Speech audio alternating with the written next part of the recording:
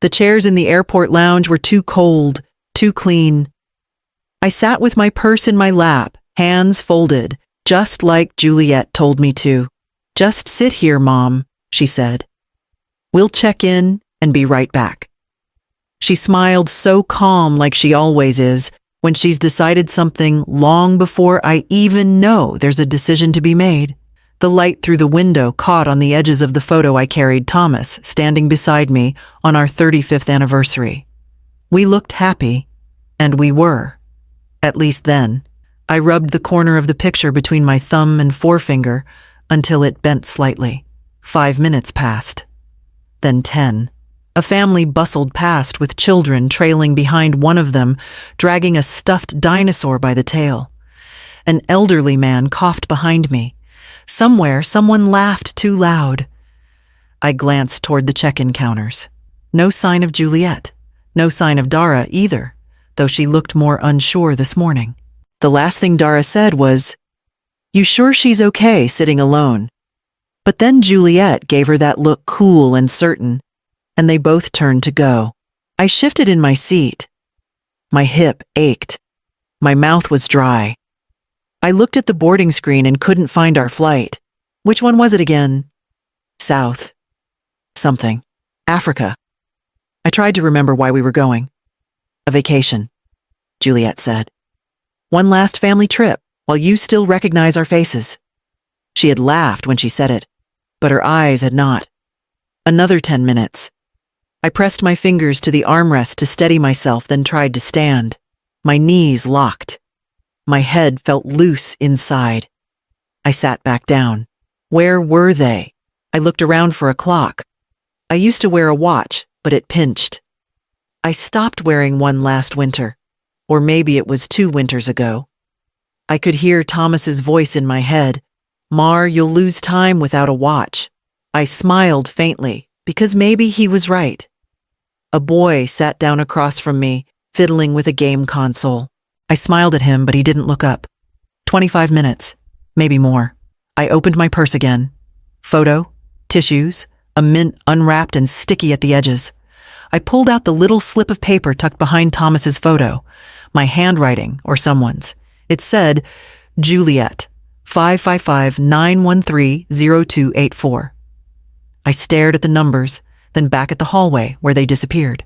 Still, no one. We walked in silence, our footsteps swallowed by the drone of overhead announcements. Juliet's pace was steady. Too steady, like she was afraid if she slowed down even a second, she'd have to feel something. I couldn't hold it any longer. "You told her right?" I asked, barely above a whisper. She didn't answer at first. Her eyes flicked toward the security line, then the digital board above our gate. "This is better for everyone," she finally said. "She'll be taken care of." I stopped walking. What does that mean? Juliet turned her face set like stone. "It means we've made arrangements. There's a social worker meeting her in less than an hour. She'll be safe, Dara. We couldn't keep doing this, checking in every day waiting for another stove left on or door unlocked. You know it." "I thought we were going on a trip," I said. "We are." "Then why didn't you tell her the truth?" Her mouth twitched slightly. Just for a second, then disappeared back into control. "Because telling her would have meant listening to her beg not to go. And you know Mom. She would have smiled and said it's fine, but we'd all be crying by the time we reached the gate." She turned again. I didn't move. "Come on," she said softer this time. "We're already boarding." I followed her down the jet bridge legs, heavy thoughts, heavier. I imagined Mom still sitting there, hands folded, humming something soft under her breath, the way she always did when she was nervous. I remembered the way she used to press her palm against my forehead to check for fever, how she used to pack handwritten notes in my lunchbox. Even in high school, when I pretended not to notice. "She'll be taken care of." The phrase echoed in my chest like a hollow promise. We found our seats. Juliet tucked her carry-on beneath the seat in front of her and opened a novel like nothing had happened. Outside, the tarmac blurred in the midday sun. I watched the people below move carts and clipboards and suitcases, while somewhere in the terminal, Our mother waited for someone who was never coming. A woman passed by with a baby in a carrier, and for a moment, I thought I was back at the train station in '79, waiting with Thomas while Juliet napped against my shoulder. The air had that same hum movement without destination. My fingers tightened around the photo. Thomas's face was faded at the edges, but I remembered that tie. He wore it the day Dara was born. She came too early, and we were scared.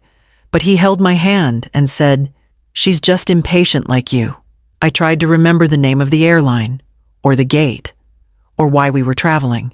My mind folded in on itself like a newspaper left in the rain. Across the lounge, a young woman in a navy vest glanced in my direction once then again.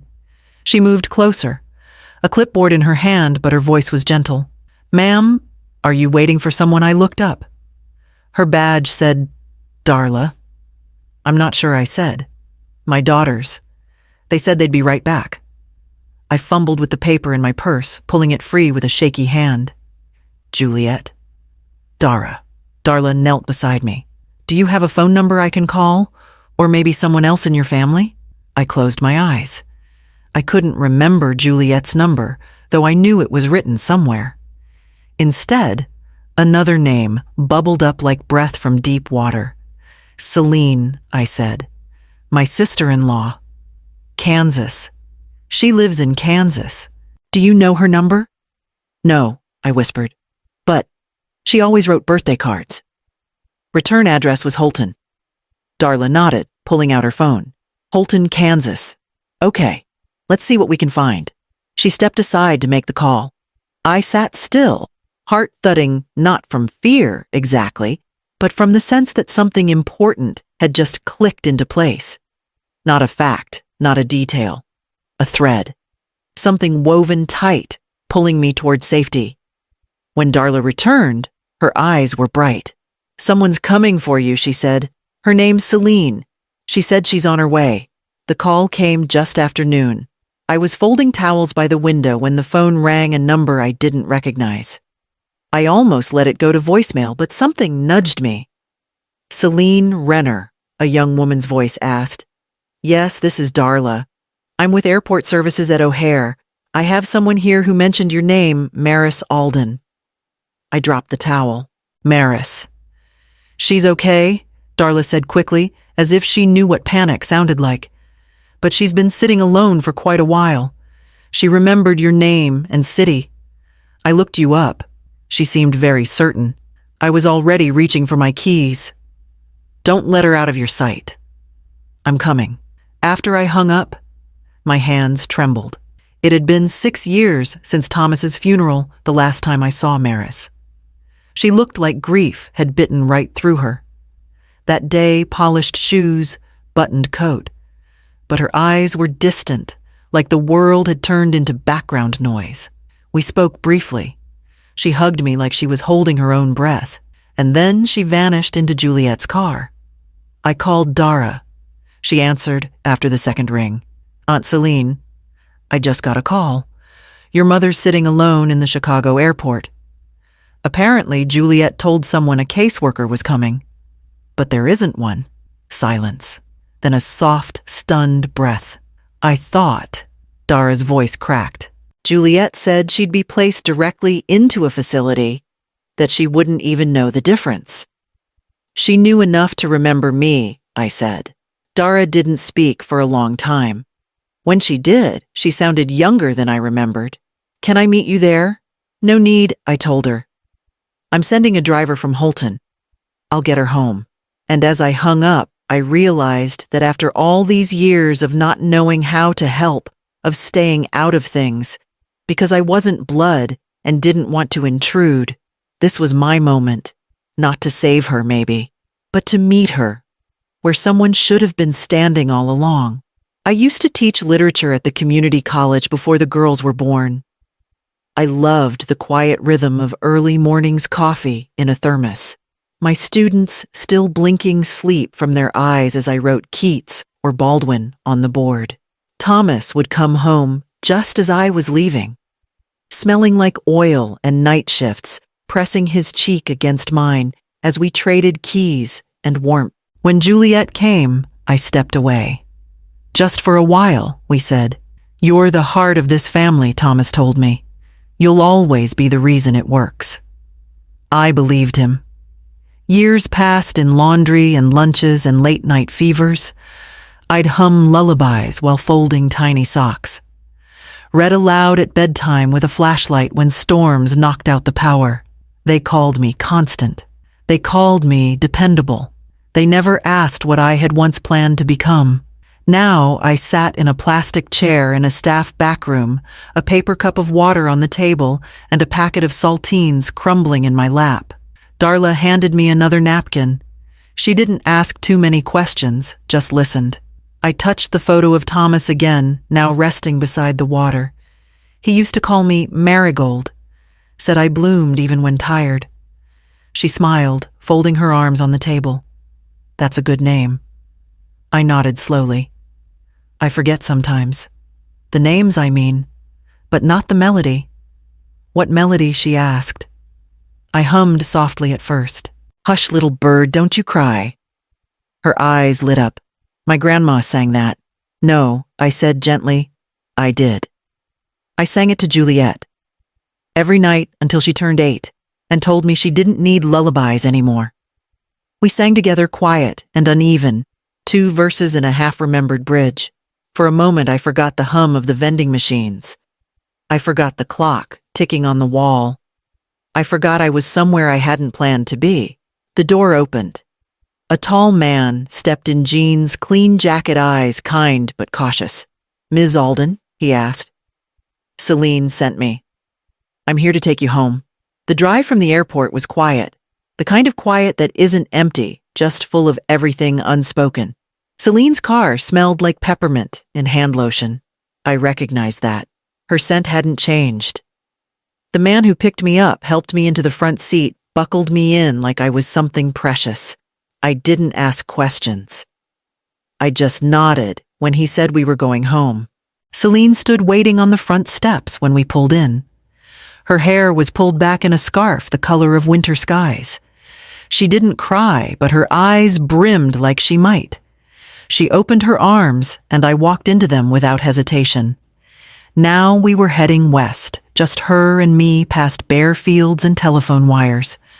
The road curved and uncurved like ribbon stretching ahead without promise or apology. I must have dozed because when I opened my eyes, the light had shifted, and the silence felt softer. Did Juliet say goodbye? I asked. Celine didn't answer right away. Her hands stayed steady on the wheel. Then she said, She said you'd be safer with someone who remembers you. I watched the fields blur. But she forgot. I used to carry her through fevers, I murmured. She forgot I sat beside her every night that year. Thomas worked double shifts. She forgot my voice singing when the power went out. Celine reached over and squeezed my hand. She used to ask me to stay until she fell asleep, I whispered.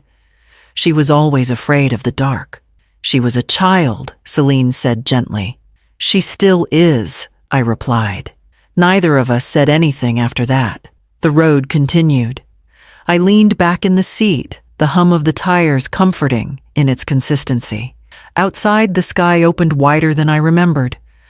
Somewhere ahead, the lights of Holton waited warm and still.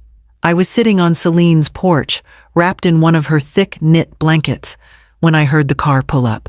At first, I thought it might be a delivery, or maybe one of the neighbors. But then I saw her Dara. Her face pale and wet. Her steps uneven as she hurried up the walkway, like her heart was running faster than her feet. She didn't knock, just opened the screen door and stood there trembling. I didn't know, she said. Her voice cracked. I didn't know they'd just leave you. I looked at her, really looked, and for a moment her face blurred with a younger version of itself, freckles, a Band-Aid on her chin from a playground fall. The daughter who used to sing while brushing her hair. The one who sat beside me in bed the night her pet turtle died, asking where animals go when they leave us. You remembered, I said quietly. That's enough. She came to me then, Kneeling beside the chair, her forehead pressed to my knee, I stroked her hair without thinking. My fingers still knew their way, even if my mind sometimes wandered. Later that night, while I rested in the spare bedroom, she unpacked the small bag I'd carried from Chicago, folded my shawl tucked away. The crackers opened the inside pocket, and found it. A photo, edges, curled colors fading. The three of us at the county fair, Juliet clutching a balloon Dara with cotton candy. Stuck to her cheek, me in the middle, arms around them both. On the back, written in my handwriting, a note. The year Juliet got lost, and I never stopped searching. She didn't say anything when she found it, but I heard her exhale like something inside had finally made a sound after holding still too long. In the morning, she brought the photo to breakfast and placed it beside my plate. I touched it lightly, then smiled. She cried when I found her by the corn dog stand. Said she thought I'd gone home without her. She's the one who left now, Dara said, her voice low. I folded the napkin in my lap. Then it's her turn to feel what that's like. Celine was folding towels when she called me into the room. She held an envelope in one hand, aged but crisp, the kind you don't open lightly. It was tucked under the quilt box, she said. It has your name on it. I took it with slow fingers, recognizing the slant of my own handwriting across the seal. I must have written it months ago, maybe even longer. There were days when the past came back like a letter slipped under the door, no warning, just there. Inside was a notarized copy of my will, my last version. The one I'd made after Thomas passed, after Juliet started drawing lines around what I could and couldn't do, what I was still capable of. Celine read through the lines with care. The house in Omaha sold. The pension fund split evenly between a literacy endowment and the Holton Community Reading Room. The personal collection of books willed to Dara, annotated margins and all. Juliet's name was nowhere. I must have known then what I didn't want to believe aloud. Celine hesitated. Should we tell her she'll find out? Eventually, I said. Later that afternoon, Celine picked up the phone. I could hear Juliet's voice faintly clipped and tight on the other end. Celine didn't argue. She just read the last line of the letter aloud. To the one who showed up, even if late, this is still yours. Silence. Then Juliet said something I couldn't make out. Celine listened, then simply replied. She remembers what mattered, even if the names fade. After she hung up, she didn't speak for a long time. We sat together at the table, the envelope resting between us like a line drawn in soft pencil.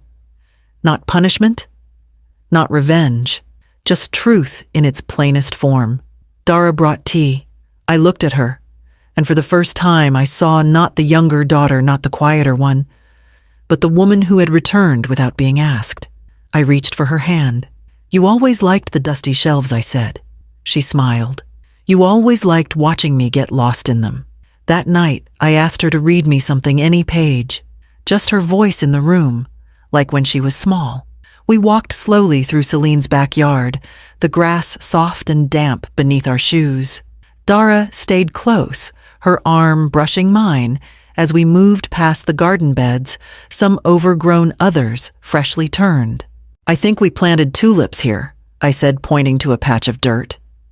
Then I paused. Or maybe, was it hydrangeas? Dara didn't correct me. She just nodded and waited while I sorted through the fog. I started to tell her about a summer when Thomas built a swing under the elm tree, but halfway through, I forgot where I was going with it. The memory slipped away like mist before it could land.